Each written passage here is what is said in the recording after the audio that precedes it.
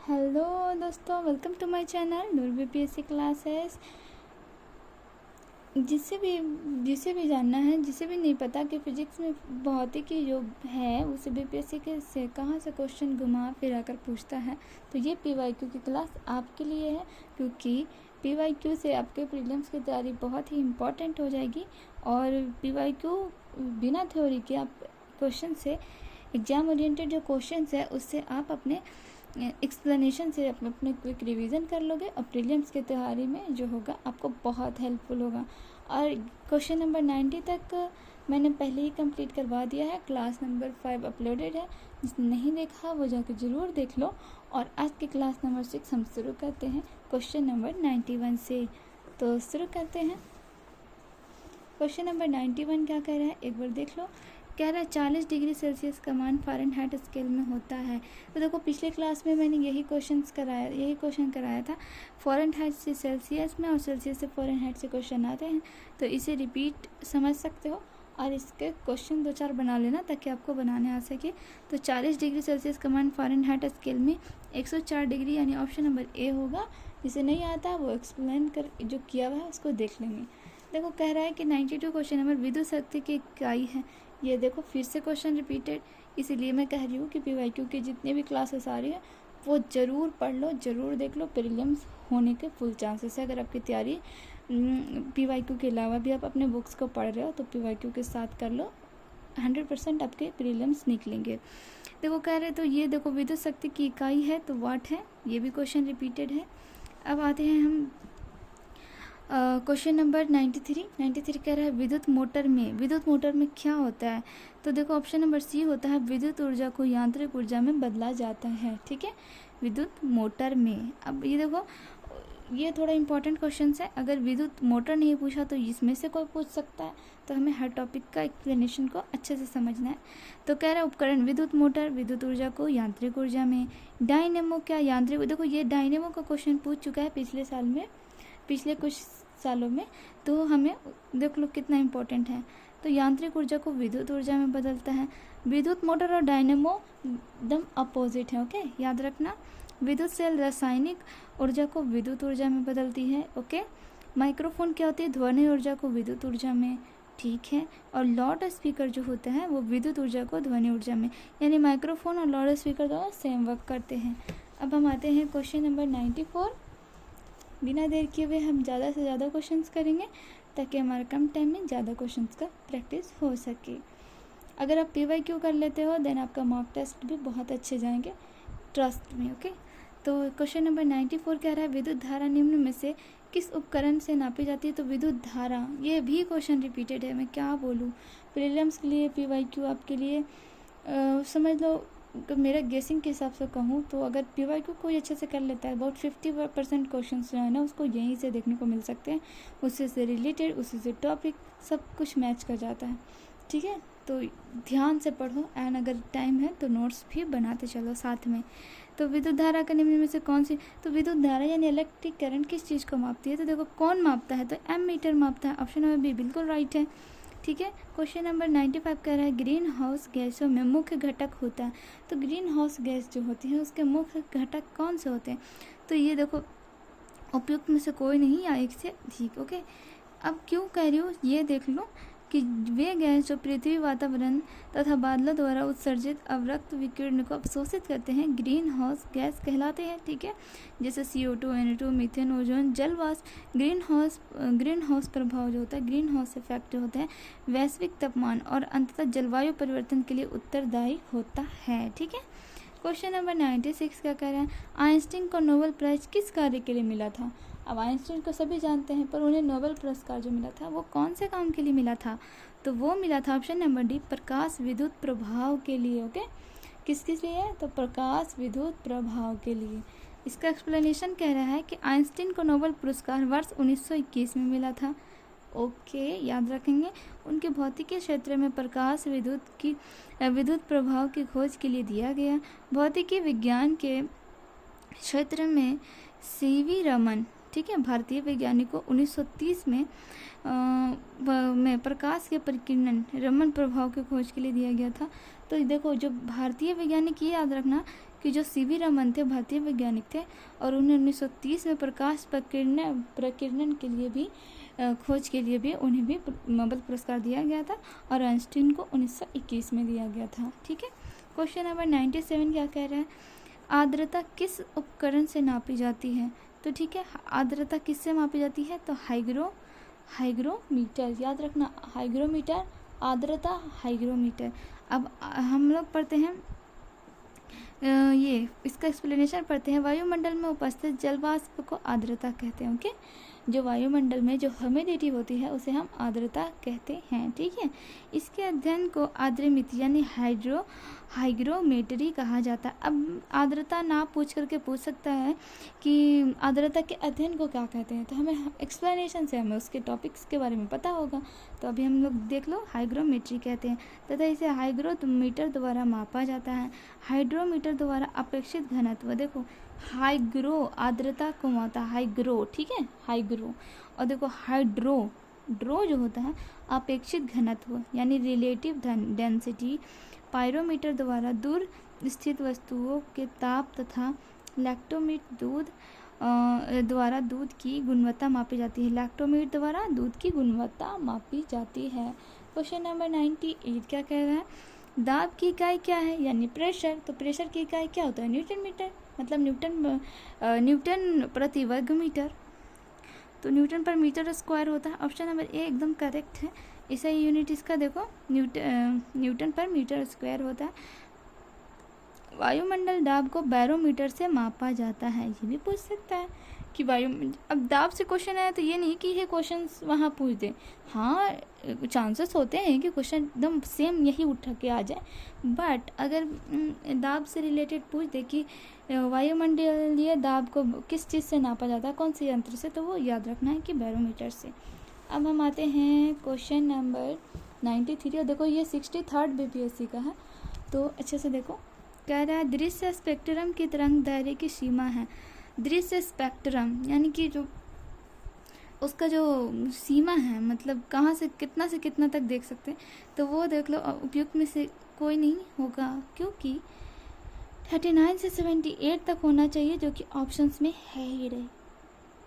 ठीक है, अब इसका एक्सप्लेनेशन तो हमें जाना है। दृश्य स्पेक्ट्रम और देखो विद्युत चुंबकीय स्पेक्ट्रम का हिस्सा है जो मानव द्वारा देखा जाता है। इस श्रृंखला के विकिरण को दृश्य प्रकाश कहा जाता है। ये कुछ इस तरह से है, देखो 39 से तरंग दैर्घ्य बढ़ता है, आवृत्ति घटती है, ऊर्जा भी घटती है। दृश्य स्पेक्ट्रम की तरंग दैर्घ्य सीमा 3900 एंगस्ट्रम से लेकर 7800 एंगस्ट्रम के बीच होता है। ओके, अब देखो इसकी खोज न्यूटन द्वारा की गई थी। तरंग दैर्घ्य की खोज कौन किया, न्यूटन, याद रखना। तरंग दैर्घ्य की खोज किसने किया, तो वो था न्यूटन। ठीक है, अब आयोग द्वारा इसे विकल्प भी माना गया है, तो वो उस समय के है, तो एक्सप्लेनेशन से आप लोग ज़्यादा ध्यान देंगे। Okay, question number 100। और ये बात बता दूं कि फिजिक्स से 20 ईयर्स में आपको पता होगा कि 20 ईयर्स के इसमें PYQ है, ये ड्यूटेरिया की बुक है, तो आप लोग जेन्युइनली इसको पढ़ सकते हो। कोई भी आप मतलब ट्रस्ट करके इस पर बुक पे पढ़ सकते हो, इम्पॉर्टेंट है और करेक्ट है। ठीक है, और ये भी बता दूं कि फिजिक्स में 147 क्वेश्चन पूछा था, जिसमें देखो आज हम लोग 100 में पहुंच रहे हैं और बस कुछ क्वेश्चन से बच रहे हैं, फिर आप लोग के फिजिक्स भी कंप्लीट हो जाएगी। उसके बाद रसायन विज्ञान यानी केमिस्ट्री शुरू होगी। बहुत ही इंटरेस्टिंग टॉपिक है, बहुत अच्छे क्वेश्चन है, वो कर लोगे तो 10 में से तो 5 क्वेश्चन आपके ऐसे ही आने वाले हैं। ठीक है, तो देखो क्वेश्चन नंबर 100 क्या कह रहा है कि टेफ्लॉन निम्नलिखित में से किस एकलक का बहुलक है। ठीक है, तो BBI मैंने किया है, मैंने पढ़ रखा है पहले ही। तो ये कह रहा है ऑप्शन नंबर ए होगा टेट्राफ्लोरो एथिलीन। ओके, तो इसका एक्सप्लेनेशन कहते हैं, देखो टेट्राफ्लोरो एथिलीन जो होता है उसको PTEF को टेफ्लॉन के नाम से भी जाना जाता है। PTFE का एक ठोस फ्लोरोकार्बन है। ठीक है, PTFE है जो एक ठोस फ्लोरोकार्बन है। यह मानव निर्मित बहुलक है, मतलब मैनमेड है। ओके, जिसका प्रयोग बर्तनों पर ना चिपकने वाली यानी नॉन स्टिक, जो आप लोगों ने बर्तन देखे होंगे ना, जिसमें जो हमारे खाना होता है वो चिपकता नहीं है, तो उसके लिए ये हम लोग PTFE का यानी टेफ्लॉन या फिर ठोस फ्लोरोकार्बन कह सकते हैं। ओके, क्वेश्चन नंबर हम 101 पे आते हैं। क्या कह रहा है, बेकेलाइट निम्नलिखित के संघनन से बनता है। अब बेकेलाइट किस चीज़ के संघनन से बनता है, तो ये ऑप्शन नंबर बी होगा, पिकनॉल और फॉर्मेल्डिहाइड। ठीक है, तो ऑप्शन नंबर बी करेक्ट है। अब हम इसका एक्सप्लेनेशन देखेंगे। मैंने इसका आगे भी लिख दिया है, ये देख लेना। ओके, ये देख लेना। देखो, बेकेलाइट एक थर्मोसेटिंग प्लास्टिक है। थर्मोसेटिंग, थर्मोप्लास्टिक, ये सब आप लोग को पता होना चाहिए। ओके, क्लास 12 में आप लोगों ने ऑलरेडी पढ़ रखा है। यह फिनॉल यानी CH6H5OH व फॉर्मेल्डिहाइड HCOH के संघनन प्रक्रिया यानी कंडेंसेशन, संघनन का मतलब कंडेंसेशन रिएक्शन द्वारा बनता है, जिसके निर्माण से सोडियम हाइड्रोक्साइड यानी कि इसको निर्माण में हम लोग सोडियम हाइड्रोक्साइड का NaOH का भी प्रयोग करते हैं। यह उष्मा और विद्युत का कुचालक होता है। ओके, हीट और इलेक्ट्रिसिटी दोनों का वो बैड कंडक्टर होता है। ठीक है, इसका उपयोग फर्श की टाइल, अग्ररोधी परिधान आदि बनाने में होता है। तो यहाँ तक समझ गए। अब हम आते हैं क्वेश्चन नंबर 102। तो 102 क्या कह रहा है, वनस्पति तेल से वनस्पति घी बनाने में प्रयुक्त होने वाली गैस है।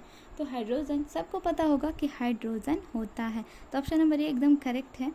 देखो, हाइड्रोजनीकरण की प्रक्रिया द्वारा निकल उत्प्रेरक, मतलब निकल उत्प्रेरक का पता है, इंग्लिश वाले नहीं जान रहे होंगे, नहीं समझ पा रहे होंगे। तो उत्प्रेरक का मतलब होता है कैटेलिस्ट, जो रिएक्शन को फास्ट कर देता है। ठीक है, या रिएक्शंस को सपोर्ट देता है अच्छे से होने के लिए। तो निकल जो होता है हाइड्रोजिनेशन में, हाइड्रोजिनेशन यानी हाइड्रोजनीकरण में निकल उत्प्रेरक की उपस्थिति में वनस्पति तेल के वनस्पति घी बनाया जाता है। यहाँ पे फुल है, इसे बस याद रखना। ओके, क्वेश्चन नंबर 103 क्या कह रहा है, 103 घरेलू ईंधन के रूप में प्रयुक्त LPG में मुख्यतः क्या होते हैं। तो मुख्यतः उपयुक्त में से एक से अधिक हो, क्योंकि देखो उसमें क्या क्या होता है, प्रोपेन भी होता है, ब्यूटेन भी होता है, मिश्रण होता है। अब हम इसका हम देखो, द्रवित पेट्रोलियम गैस यानी LPG में प्रोपेन ब्यूटेन का मिश्रण होता है। रिसाव का पता लगाने के लिए इसमें एक दुर्गंधीय पदार्थ यानी कि एथिल मरकैप्टन या एथेनॉल मिलाया जाता है। यह एक रंगहीन गंधहीन गैस है। ओके, याद रखना, यही इम्पोर्टेंट है, इस पॉइंट में यही इम्पोर्टेंट है। ये देख लो, प्राकृतिक gas methane plus ethane, LPG propane butane, biogas methane hydrogen और कार्बन डाइऑक्साइड और हाइड्रोजन सल्फाइड, और संपीड़ित प्राकृतिक gas methane ethane, coal gas, ये सब इंपॉर्टेंट नहीं है। देखो, वाटर गैस याद रखो, हाइड्रोजन प्लस कार्बन मोनोऑक्साइड, और producer gas nitrogen plus carbon monoxide. देखो, हाइड्रोजन मिल गया तो वाटर गैस, प्रोड्यूसर गैस के लिए नाइट्रोजन मिलेगा। ओके, क्वेश्चन नंबर 104, साबुन ग्रीक को हटाता है। अब क्या, कैसे, देखो ऑप्शन नंबर सी होगा, पाइसीकरण। एक्सप्लेनेशन से आपको पूरी समझ में आने वाला है। तो देखो, बिना घुले किसी कोलाइड में एक द्रव के सारे कणों का दूसरे द्रव के सारे कणों में प्रक्षेपित होने की क्रिया को पायस या पायस बनने की प्रक्रिया पाइसीकरण कहलाती है। सॉरी, देखो, साबुन और डिटर्जेंट का प्रयोग पाइसीकरण के रूप में होता है। इसकी पाइसीकरण की प्रकृति कपड़ों को धोने में सहायक होती है। दूध एक प्राकृतिक तथा पेंट एक कृत्रिम पायस है। ओके, दूध एक प्राकृतिक पायस है और पेंट जो है कृत्रिम पायस है। किसी कोलाइड विलयन में विद्युत अपघट्य मिलाने पर कोलाइड कणों का आवेश उदासीन हो जाए तथा उसके अवक्षेपण हो जाए तो इसे स्कंद यानी कोगुलेशन कहते हैं। मैंने पूरा पढ़ दिया, अब हम आते हैं, समझ में आ गया होगा आई थिंक। क्वेश्चन नंबर 105, आयोडीकृत लवण में होता है। तो आयोडीकृत में क्या होगा, आप ही बताओ क्या होगा। पोटेशियम होगा, पोटेशियम आयोडाइड होगा। ऑप्शन नंबर डी एकदम करेक्ट है। व्यापारिक स्तर पर आयोडीकृत लवण यानी लवण मतलब सॉल्ट समझ सकते हो, आयोडाइड सॉल्ट कहते हैं ना, वही को पोटेशियम आयोडाइड यानी KI, potassium iodide, sodium iodide आदि प्रयोग किया जाता है। अब हम आते हैं क्वेश्चन नंबर 106। देखो, गॉड पार्टिकल है, तो गॉड पार्टिकल क्या है, तो हिग्स बोसॉन जो थे उन्होंने किया था खोज। ऑप्शन नंबर बी राइट हो जाएगा। गॉड पार्टिकल एक हिग्स बोसॉन थे। तो गॉड पार्टिकल उप परमाणु कण हिग्स बोसॉन का उपनाम है। हिग्स बोसॉन को ही गॉड पार्टिकल कहते हैं, उस परमाणु को ही। यह एक मूल्य कण है जिसकी परिकल्पना वर्ष 1964 में तथा प्रायोगिक सत्यापन 2013 में हुई। देखो कितने साल लग गए सत्यापन मतलब प्रूव्ड करने में। तो ये देखो इसके खोजकर्ता पीटर डब्ल्यू हिग्स तथा डब्ल्यू एंगलॉड को नोबेल पुरस्कार प्राप्त हुआ भी है। ठीक है, अब देखो ये बहुत ही इंटरेस्टिंग है कि देखो 56 से 69 बीपीएससी में फिजिक्स के कोई भी क्वेश्चन आए ही नहीं, डायरेक्ट लिख रखा है नो क्वेश्चंस। तो हम लोग आगे बढ़ते हैं। 53 से 55 में पूछा था और वो भी सिर्फ एक क्वेश्चन, देख सकते हो आप लोग। अब आप क्वेश्चंस के पूरे लेवल जो साइंस के होते हैं 10 chemistry, 10 physics and 10 bio, but पहले ऐसा नहीं था। सौर विकिरण निम्न में से किस प्रयास में दिखता है? तो ये 400 से 700 न्यूनोमीटर में, एंड ऑप्शन नंबर बी एकदम राइट है। 108 क्या कह रहा है कि रडार का आविष्कार कौन था? आविष्कारक कौन था रडार का? तो रॉबर्ट वाटसन, याद रखना ऑप्शन नंबर ए राइट है। रॉबर्ट वाटसन 1936 ईस्वी में रडार की खोज की थी, या रडार यानी 1936। Radar radio detection and ranking, ठीक है, याद रखना।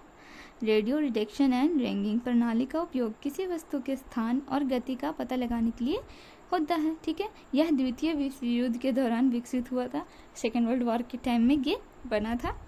फ्लेमिंग ने पेनिसिलिन की खोज की थी, और देखो पेनिसिलिन की खोज किसने की थी? तो फ्लेमिंग ने। ये आ गई क्वेश्चन, इसे भी याद रखना अंदर। अब पेनिसिलिन एक एंटीबायोटिक है, ये तो पता होगा। अब हम आते हैं क्वेश्चन नंबर 109। इनमें से रक्त दाब का मापक यंत्र कौन है? तो यानी रक्त दाब, अब लोग सभी देखते होंगे डॉक्टर्स लोग जो स्फेगोमैनोमीटर को इस्तेमाल करते हैं, वही रक्त दाब यानी ब्लड प्रेशर को मापने वाली मशीन को क्या कहते हैं? तो स्फेगोमैनोमीटर कहते हैं। कॉमन क्वेश्चन है, तो देखो ऑप्शन नंबर 6 का राइट हो जाएगा। और सभी को पता होगा कि नॉर्मल 120/80 mm ऑफ Hg होता है। क्वेश्चन नंबर 110 पे आते हैं, क्योंकि हमें हर डे 20 क्वेश्चंस कंप्लीट कराने हैं। तो 110वां क्वेश्चन नंबर क्या कह रहा है, देख लो। विद्युत उत्पन्न कराने के लिए कौन सी धातु का उपयोग होता है? तो देख सकते हो ये क्वेश्चन रिपीटेड है, मैंने भी लिख रखा है, तो आप लोग भी इसे समझ सकते हो। तो विद्युत उत्पन्न कराने के लिए यूरेनियम का उपयोग होता है, ऑप्शन नंबर ए राइट है। और ये इसके कुछ इंपॉर्टेंट पॉइंट है, इसे भी हम लोग पढ़ लेते हैं। यूरेनियम धातु का उपयोग नाभिकीय ईंधन के रूप में परमाणु रिएक्टर में होता है, ठीक है, जिससे विद्युत ऊर्जा की प्राप्ति होती है। यह मुक्त अवस्था में नहीं पाया जाता, मतलब मुक्त अवस्था में ये नहीं पाया जाता है। तथा पिच ब्लेंड अयस्क से इसका निष्कर्षण होता है, यानी पिच ब्लेंड से क्या से बोलूँ, मतलब पिच ब्लेंड से ये पाया जाता है, उसमें से ही निकाला जाता है। इसके कई जैसे U232, U33, U33, 233, 234, 245, 236, 237, 38 समस्थानिक हैं, यानी कि इसके कितने सारे आइसोटोप्स हैं, है ना। अब देखो जिसमें U38 जो है प्रकृति में सर्वाधिक है, यानी कि सबसे ज़्यादा U38 पाया जाता है। ये क्वेश्चन पूछने लायक है, तो याद रखना। और U35 जो है विखंडनीय है, ठीक है, विखंडनीय समस्थानिक है, ठीक है। अब यूरेनियम ऑक्साइड को येलो केक भी कहा जाता है, ये और इम्पॉर्टेंट है, पूछ लेगा येलो केक किसे कहते हैं, तो हम किसको कहेंगे? यूरेनियम ऑक्साइड को, ठीक है। तो आज हम लोगों ने फिर 20 क्वेश्चन कंप्लीट किया, ये आज का लास्ट क्वेश्चन था। तो जो यहाँ तक बने हुए हैं उसके लिए थैंक यू। अगर मेरी क्लास पसंद आई तो प्लीज़ कमेंट करो, ताकि मुझे सच में पता चले जेन्युइनली आप लोग देख रहे हो या समझ रहे हो या कुछ भी समझ में आ रहा है। अगर कुछ भी कमी लगे तो प्लीज़ कमेंट में बताओ, मैं उसको ज़रूर कोशिश करूँगी ठीक करने की। एंड अपने दोस्तों के साथ शेयर करो अगर अच्छा लगे तो। फिर मिलते हैं नेक्स्ट क्लास में। Subscribe and bye bye.